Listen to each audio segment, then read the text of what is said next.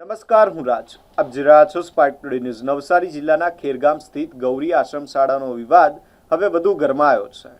ટ્રસ્ટના પ્રમુખની બહેન ઉર્મિલા પટેલે મુખ્યમંત્રીને સંબોધીને વાયરલ કરેલા વિડીયોમાં કેબિનેટ મંત્રી નરેશ પટેલે આશ્રમ શાળા બંધ કરવાની ધમકી આપી હોવાનો આક્ષેપ કર્યો છે. વિવાદ વધતા કેબિનેટ મંત્રી નરેશ પટેલે તાત્કાલિક આશ્રમ શાળાની મુલાકાત લઈ સમગ્ર મામલાની સમીક્ષા કરી હતી. મંત્રી નરેશ પટેલે જણાવ્યું કે ટ્રસ્ટી અને આચાર્ય વચ્ચેના મતભેદની સીધી અસર બાળકોના શિક્ષણ પર પડી રહી છે. બાળકોનું ભવિષ્ય જોખમાય ત્યારે જવાબદારીના ભાગરૂપે ઠપકો આપવો પડે, પરંતુ તેને ધમકી તરીકે રજૂ કરવું યોગ્ય નથી. તેમણે વધુમાં કહ્યું કે ધમકી આપવાના અમારા સંસ્કાર નથી અને કોઈપણ બાળક શિક્ષણથી વંચિત ન રહે તે માટે તેઓ તાત્કાલિક સ્થળ પર પહોંચ્યા હતા.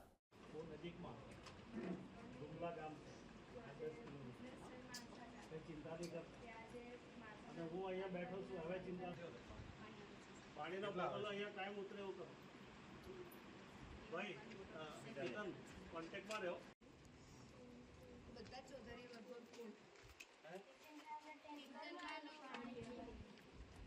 પણ તેમ છતાં સુવિધાઓ આપતા નથી અને પછી પાછા એમાં પણ નાના મોટા ભેદભાવ ઘરા છે એની સાથે સંબંધ નથી. બાકી તો એ લોકોને બધું ઘણું કરી આપ્યું.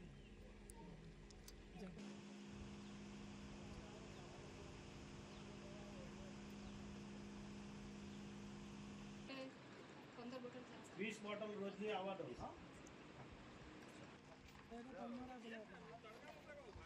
ના ના ના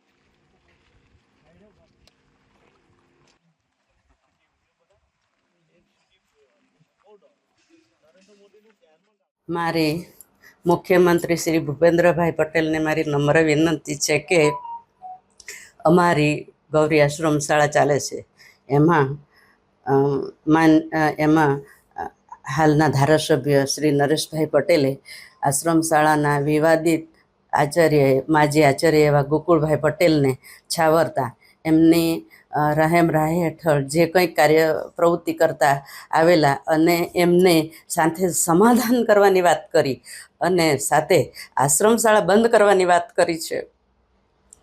આ બાબતે અત્યાર સુધી અમને આ ગોકુળભાઈ પટેલ, એમના હાલના આચાર્ય લતાબેન પટેલ, એમના જે પત્ની થાય છે એમણે જુદા જુદા પ્રશ્નો ઊભા કરી અને આશ્રમ શાળામાં ખૂબ વિવાદ ઊભો કરેલો છે અને એ બાબતે હાલની તારીખમાં પણ અમે હેરાન પરેશાન થઈ ગયા છે.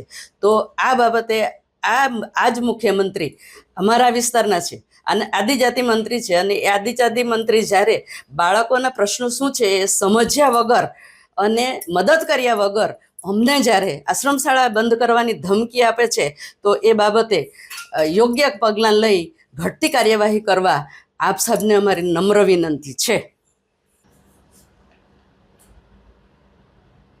સોમવારે સવારે મારા ભાઈ પાસે આદિજાતિ મંત્રી નરેશભાઈ પટેલનો ફોન હતો.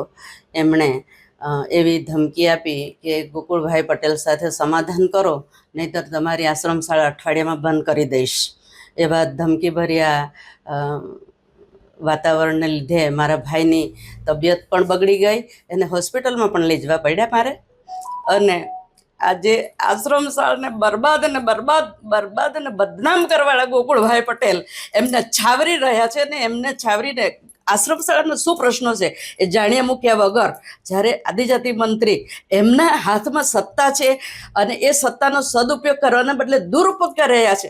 આજની તારીખમાં મારે તમને એ કહેવું છે કે આશ્રમ શાળાઓ જ્યાં બી ચાલે છે ત્યાં એ મુખ્યમંત્રીએ કેટલી મદદ કરી અને કેટલી સુવિધાઓ ઊભી કરવા માટે અને સુવિધા ઊભી કરી છે. અને એ સાથે એ મંત્રીશ્રીએ આશ્રમ શાળાના બાળકોના અહિતનું કાર્ય કર્યું છે અને એ એક ગુંડાગીરી કરનાર એ ગોકુળભાઈ પટેલને છાવરી અને અમારી પાસે દબાણ કરવામાં આવ્યું છે કે તમે આમની સાથે સમાધાન કરો, નહીંતર આશ્રમ શાળા બંધ કરી દઈશ.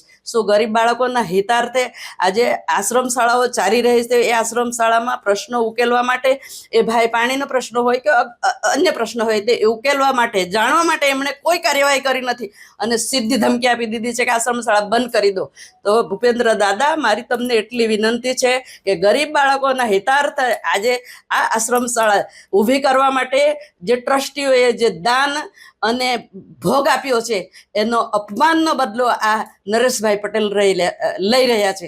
એક સમયમાં હું પણ એક અધિકારી હતી અને એ અધિકારી જ્યારે પણ સરકારના નિયમો અનુસાર કામ કરતા હોય અને એમણે પણ એ ભરતી પકડની અંદર એમણે મને ખૂબ દબાણ કરેલું છે કે જે નથી ઓર્ડર આપી શકાતા એવાને ઓર્ડર આપવા માટે દબાણ કરેલ અને મને તે સમયે પણ ખૂબ હેરાન કરેલ છે.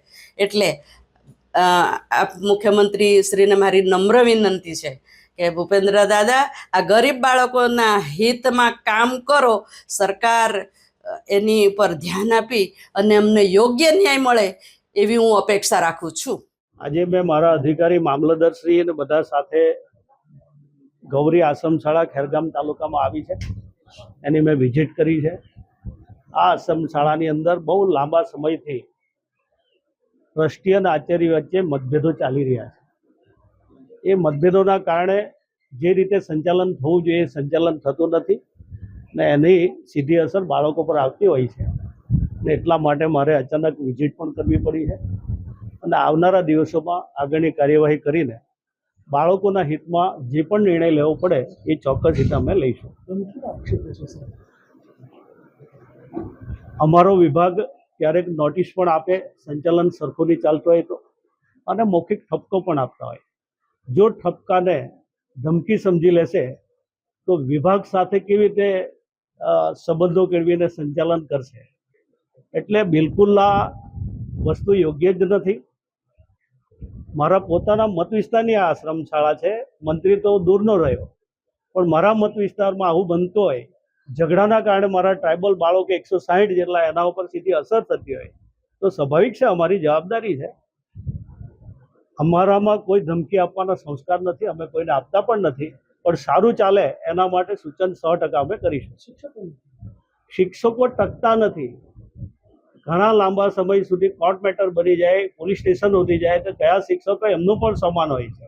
વાતાવરણ એવું બનાવવું પડે કે શાળા છે, શાળાને શોભે એવું વાતાવરણ બનાવવું પડે, બાળકોને ગમે એવું વાતાવરણ બનાવવું પડે. જો આવું જ ચાલતું રહેશે તો શિક્ષકોને નોકરી કરવું પણ મુશ્કેલ બની જાય છે. એટલા માટે તો મારે તાત્કાલિક વિઝિટ કરવી પડી છે, કારણ કે બાળકો મારા શિક્ષણથી વંચિત નહીં રહી જાય એટલા માટે હું જાતે